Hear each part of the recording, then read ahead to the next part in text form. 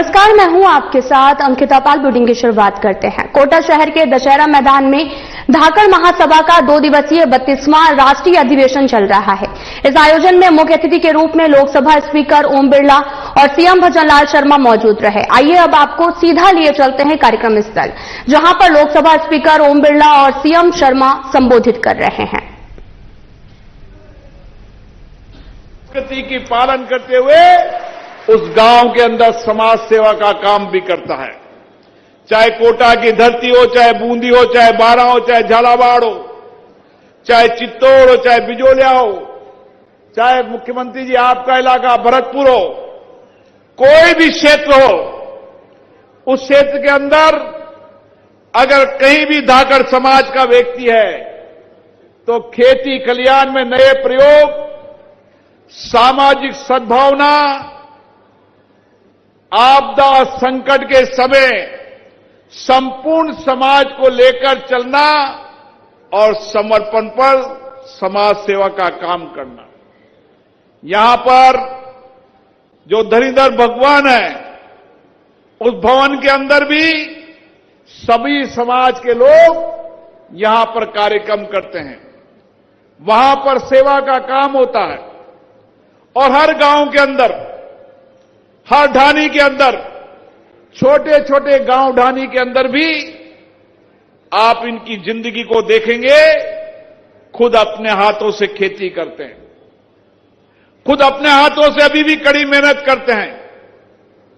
बदलाव हुआ है, शिक्षा के अंदर भी बदलाव हुआ है, लेकिन शिक्षा के साथ साथ आज भी इन्होंने जमीन की खेती करना नहीं छोड़ा और हमेशा धरती मां से इनका प्रेम, धरती मां को धरती मां मानना और उसके अंदर अन्न पैदा कर देश और राष्ट्र की सेवा करना। और यहां के नौजवान देश की रक्षा का काम भी करते हैं।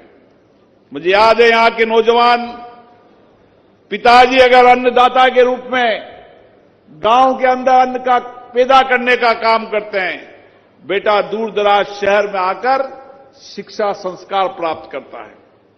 लेकिन जब शहर में आकर शिक्षा संस्कार भी प्राप्त करता है तो भी उसका जुड़ाव हमेशा जमीन से रहता है। और इसीलिए कोरोना के आपदा के संकट के समय जब देश के अंदर आपदा संकट आई थी, तो इस आपदा संकट के अंदर सबसे ज्यादा उस आपदा संकट से सुरक्षित रखने का काम किया तो भारत के धरती पुत्र किसानों ने किया। और आज मैं यहां पर पधारे सभी धाकड़ समाज को एक ही निवेदन करना चाहता हूं। अब समय बदलाव का आ गया है। देश के कृषि मंत्री भी आपके समाज के हैं। भारत को अगर आगे बढ़ाना है, भारत को प्रगति की ओर ले जाना है, भारत को समृद्ध और कुशल बनाना है, तो जब तक देश का किसान समृद्ध कुशल नहीं होगा, भारत आगे नहीं बढ़ सकता। इसलिए सारे समाजों में आपकी जिम्मेदारी है कि आप खेती खलियान के अंदर नए इनोवेशन, नए प्रयोग, नए वैज्ञानिक खेती कर अन्नदाता को एक नई दिशा देने का काम करें। अन्नदाता कम लागत ज्यादा उत्पादन कर इस देश की सेवा करने का काम करें। और इस सम्मेलन के माध्यम से इस संकल्प के साथ हम जाएं कि राजस्थान का किसान देश के अंदर वैज्ञानिक और नई खेती की नई दिशा देगा। और ये दिशा बननी चाहिए हाड़ौती की इस धरती से। मैं माननीय मुख्यमंत्री जी का भी बहुत बहुत धन्यवाद देता हूं कि वे किसान के बेटे के रूप में किसान की दर्द और पीड़ा को जानते हैं। और इसीलिए उन्होंने विधानसभा में कहा था, इस राजस्थान का किसान सबसे समृद्ध कुशल किसान होगा और इस समृद्ध कुशल किसान बनाने में आप लोग सबसे ज्यादा अन्य किसानों की प्रेरणा के स्रोत बनेंगे। पुनः हाड़ौती से आए सभी किसान भाइयों को, धाकड़ समाज के सभी प्रतिनिधियों का मैं हार्दिक अभिनंदन करता हूं, स्वागत करता हूं और यहां से जाने के बाद नए संकल्प के साथ हम खेती कल्याण में नया परिवर्तन करेंगे। बहुत बहुत धन्यवाद। बोलिए भारत माता की। भाई ये धाकड़ समाज की आवाज है क्या?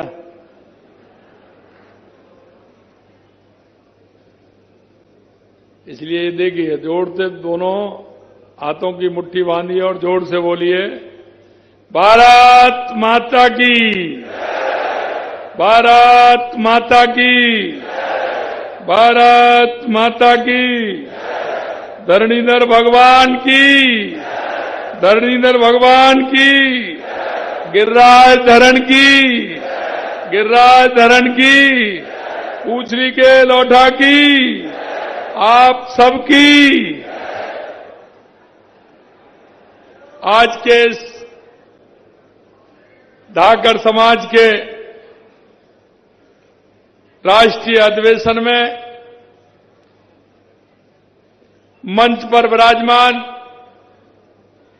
जिनको आप टीवी के माध्यम से जब देखते हैं तो राजस्थान के सभी लोगों के मन में एक विश्वास और एक जो उनके अंदर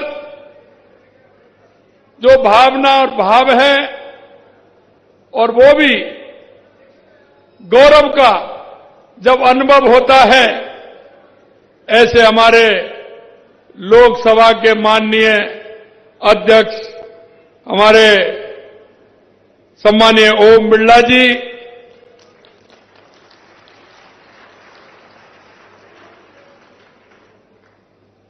धाकड़ समाज के राष्ट्रीय अध्यक्ष, 3 बार के सांसद श्री रोडमल जी नागर साहब, कैबिनेट में मेरे साथी और आपके चिंता करने वाले, आपके यहां हर काम की जो चिंता करते हैं, हमेशा कोई ना कोई काम के लिए तत्पर रहते हैं, ऐसे मेरे साथी भाई हीरालाल जी नागर साहब, कैबिनेट में मेरे दूसरे साथी जो आपके ही हैं, अपने हैं, और ये भी सौभाग्य है। मैं देख रहा था अभी हीरालाल जी कह रहे थे कि मदन लाल जी और हम दोनों साथ साथ पढ़े हैं, साथ साथ काम किया है, ऐसे हीरालाल और मदन लाल की दोनों की जोड़ी।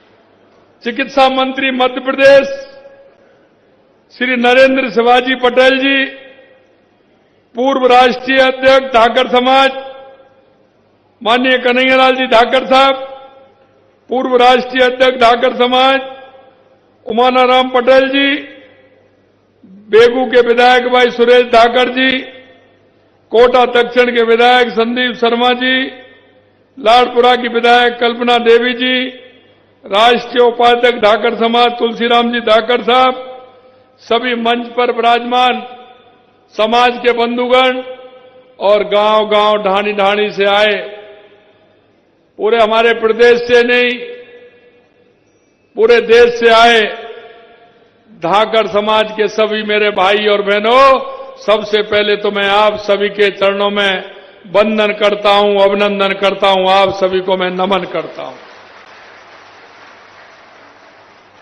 क्योंकि मुझे पता है आपसे मेरा गहरा नाता है और वो मेरा नाता यह है कि आप भगवान धरणीधर को मानने वाले हैं और मैं ब्रज में उनका सखा हूं। इसलिए हमारा आपका, मेरा आपका जो नाता है वो अंदर का नाता है, क्योंकि जब भगवान कृष्ण से, क्योंकि जब वो भगवान लक्ष्मण के रूप में थे तो राम बड़े थे, तो उन्होंने अपनी आज्ञा का पालन किया था, लेकिन उन्होंने भगवान राम से कहा था कि मैं छोटा हूं, मैं कई बात नहीं कह पाता हूं। तो ये भगवान राम के मन में जब चिंता आई तो उन्होंने कहा कि अगले युग में जब मैं अवतरित होऊंगा तो आप मेरे बड़े भाई के रूप में जन्म लेंगे। तो ये वो ही है धरणीधर जी जो भगवान राम के छोटे थे लेकिन भगवान कृष्ण के बड़े भाई बने, ये धरणीधर जी महाराज हैं। और आपने देखा है, क्योंकि मैं इसलिए भी कह रहा हूं, ब्रज का अगर कोई है, ब्रज का लौठा कहते हैं तो वो धरणीधर भगवान को कहते हैं। क्योंकि भगवान दाऊ जी ने एक बार जब रास होता था, हमारी संस्कृति है, हमारी मर्यादा है कि जब बड़ा भाई छोटे भाई और उसके राधा रानी जब रास करते थे तो वो देखते नहीं थे, तो बड़े विचलित होते थे कि महारास होता है और मैं महारास को इसलिए नहीं देख पाता हूं कि मैं कन्हैया से बड़ा हूं। तो उन्होंने एक दिन कन्हैया से कहा, भगवान कृष्ण से बोले कि ये महाराज का आनंद सभी लेते हैं लेकिन मैं नहीं देख पाता हूं, इसलिए मैं क्या करूं, मेरे को बताइए और मुझे महाराज देखना है। कन्हैया मेरे को कैसे भी कैसे महाराज दिखाइए। मैं इसलिए कहना चाहता हूं जब आप जाओगे तो गिरिराज पर्वत के ऊपर लुक लुक दाऊ जी का ऊपर एक मंदिर बना हुआ है, उसे देख करके जरूर आना।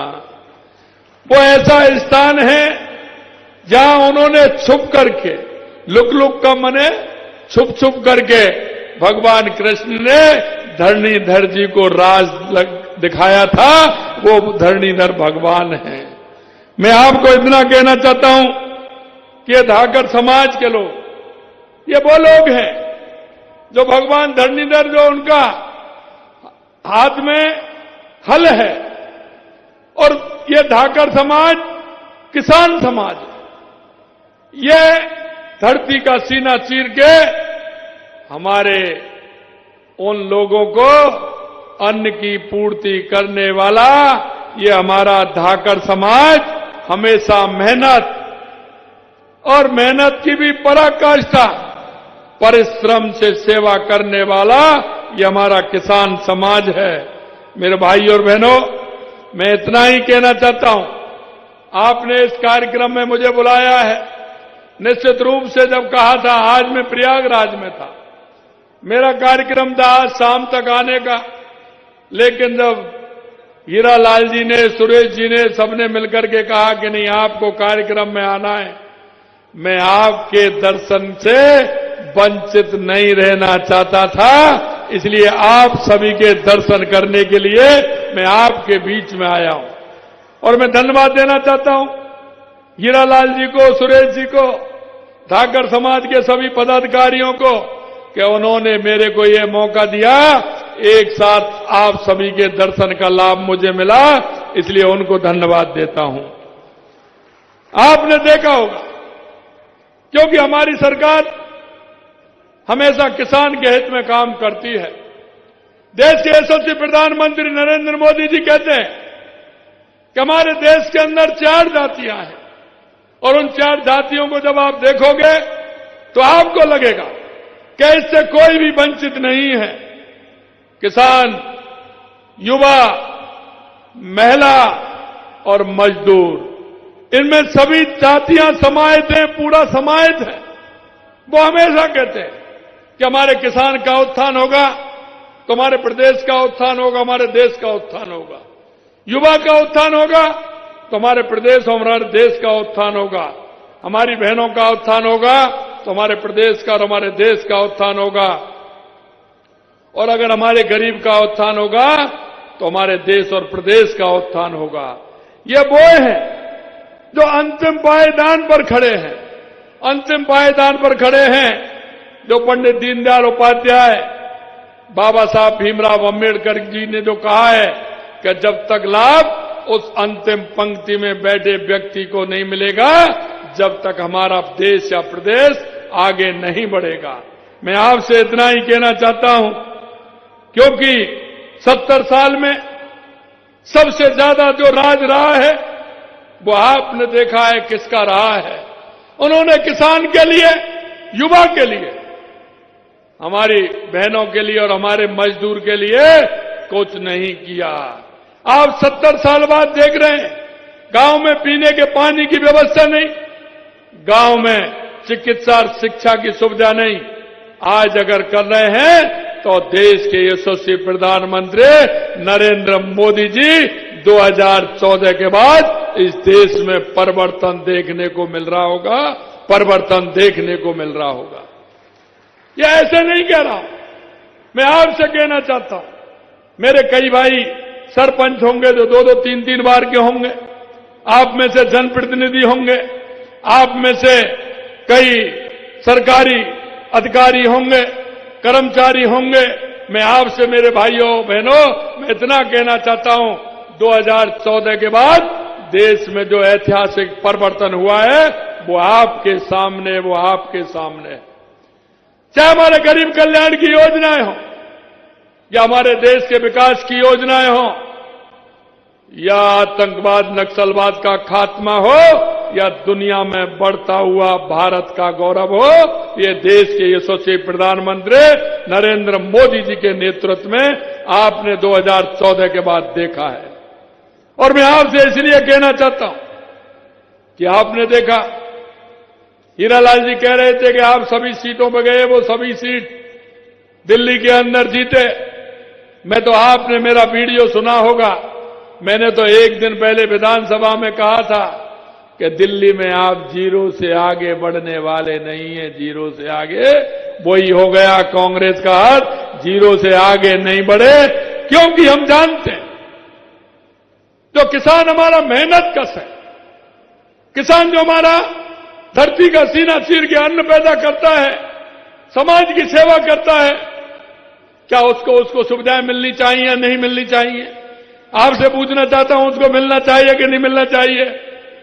आप बताइए, उसको मिलना चाहिए कि नहीं मिलना चाहिए? मेरे भाइयों, मैं कहना चाहता हूं, देश के यशस्वी प्रधानमंत्री नरेंद्र मोदी जी किसान सम्मान निधि का पैसा भेजते थे और उन्होंने 6,000 रुपये भेजे, 6,000 रुपये साल के अंदर।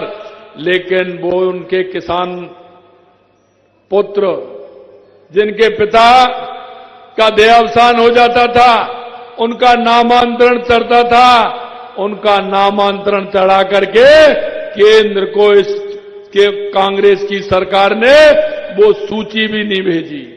वो मैं आपको इसलिए कहना चाहता हूं कि आप मानसिकता देखिए, पैसा केंद्र सरकार का प्रधानमंत्री जी दे रहे हैं, आपको सूची भेजने में कहां दिक्कत आ रही है?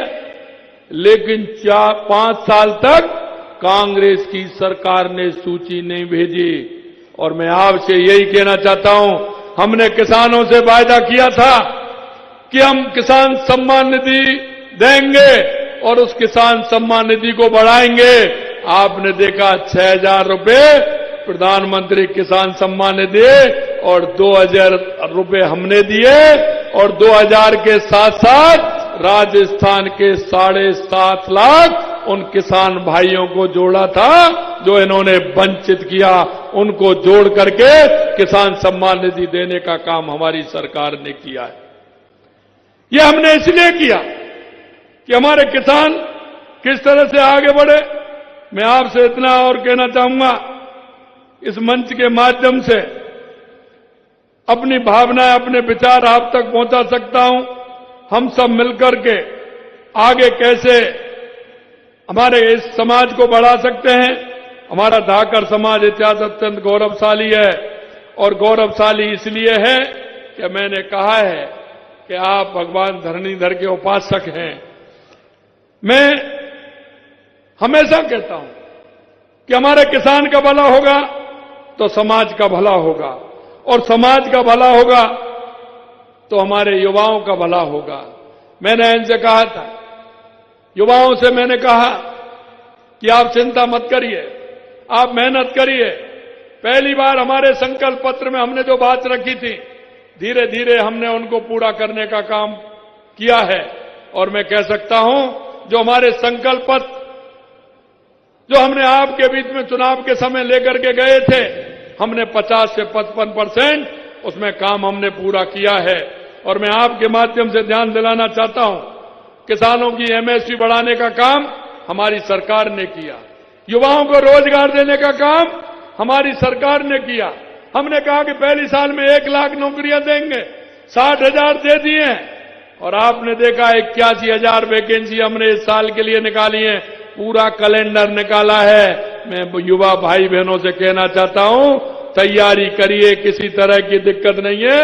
समय पर पेपर होगा, समय पर विज्ञप्ति निकलेगी, समय पर रिजल्ट आएगा और समय पर नियुक्ति पत्र दिया जाएगा। यह मैं आपको विश्वास दिलाना चाहता हूं। 1,72,000 जगह हमने निकाली है। आपने देखा होगा, उन पे भी दिक्कत आ रही है। हमारे प्रतिपक्ष के नेता कह रहे थे कि आपने 60,000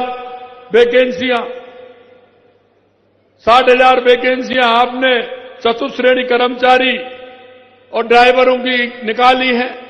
हमने कहा क्यों, आपको क्या दिक्कत है?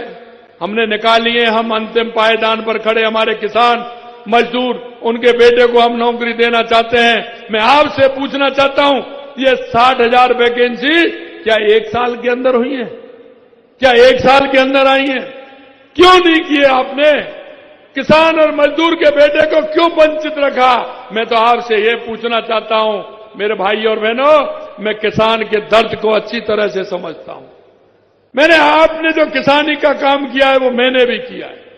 मैं किसान के दर्द को जानता हूं, किसान के उस बेटे को भी जानता हूं जो गांव से चल करके थैला लेकर के शहर में आता है, वो कमरा लेता है, हॉस्टल लेता है, ट्यूशन पढ़ता है, कोचिंग करता है, पिताजी उसको पैसे ला करके देते हैं। नहीं होते हैं तो रात के अंधेरे में जाते हैं, किसी से लेकर के आते हैं और पिता विश्वास भी दिलाता है कि मैं मेहनत करके पढ़ूंगा, नंबर लेकर के आऊंगा। पिता को बेटा जब विश्वास दिलाता है, पिता को भी उम्मीद होती है कि आगे आने वाले समय में ये मेरा सहारा बनेगा, मेरा सहारा बन के मेरे परिवार की मजबूती आएगी। लेकिन जब पेपर लीक हो जाता है तो दोनों किसी से नहीं कहते, पिता पुत्र का दोषी बनाता है और पुत्र कहता है कि मैं क्या करूं, ये पेपर लीक हो गया। इस तरह का काम कांग्रेस की सरकार ने किया था, कांग्रेस की सरकार ने। मेरे भाई और बहनों, जो वादा आपसे किया था, 1 साल हुआ है, पेपर भी हुए हैं, लेकिन एक भी पेपर लीक नहीं हुआ। ये हमारी सरकार की गारंटी है, गारंटी है, गारंटी है। अंत में मैं आपसे इतना निवेदन करना चाहता हूं, मेरे भाई बहनों, मैं इतना ही कहना चाहता हूं, ये डबल इंजन की सरकार है और ये डबल इंजन की सरकार जो आप लोगों ने 1 साल पहले बना करके दी है, मैं आपसे इतना ही विश्वास दिलाना चाहता हूं कि आने वाले समय में ये डबल इंजन की सरकार राजस्थान के विकास के लिए कृत संकल्प है। और आपने देखा होगा, हमने आते ही राजस्थान का एक रोड मैप बनाया। उस रोड मैप में हमने देखा कि आवश्यकता राजस्थान के अंदर क्या है। राजस्थान के अंदर आवश्यकता है सबसे पहले पानी की। हमारा राजस्थान हाड़ौती में तो फिर भी काफी है, लेकिन और राजस्थान के अंदर अगर आप देखोगे तो पानी की दिक्कत है। मैं इसलिए कहना चाहता हूं, हमने ईआरसीपी के माध्यम से, यमुना जल के माध्यम से और हमारा माई डैम के माध्यम से हो या इंदिरा गांधी नहर के माध्यम से हो, पूरे राजस्थान का रोड मैप बना करके हमने तैयार किया है, जिससे राजस्थान के किसान को हर जिले में पानी मिले, पीने को मिले, पशुओं को मिले। ये योजना हमने बनाई है।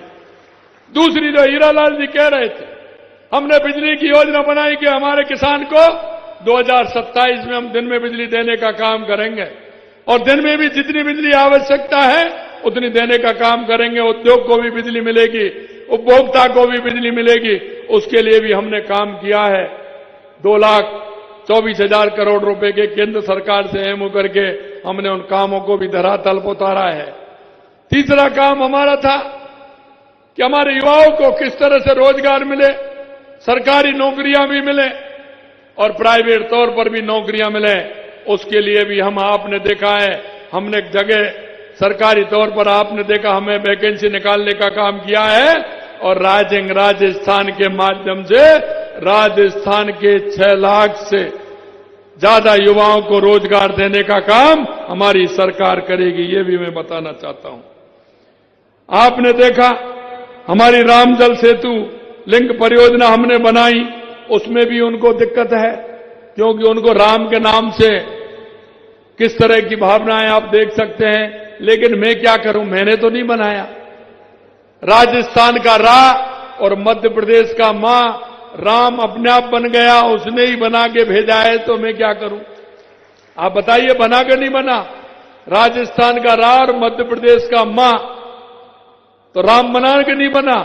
और दोनों प्रदेशों ने जिस तरह से मेहनत की, मैं धन्यवाद देना चाहता हूं हमारे सांसद जी को, हमारे चिकित्सा मंत्री जी को और वहां के मुख्यमंत्री जी को कि प्रधानमंत्री जी के नेतृत्व में जो कांग्रेस ने अटकाई थी, उस योजना को दोनों राज्यों से कह करके और उसको पूरा करने का काम हमारे देश के यशस्वी प्रधानमंत्री नरेंद्र मोदी। फिलहाल बुलेटिन में इतना ही। नमस्कार।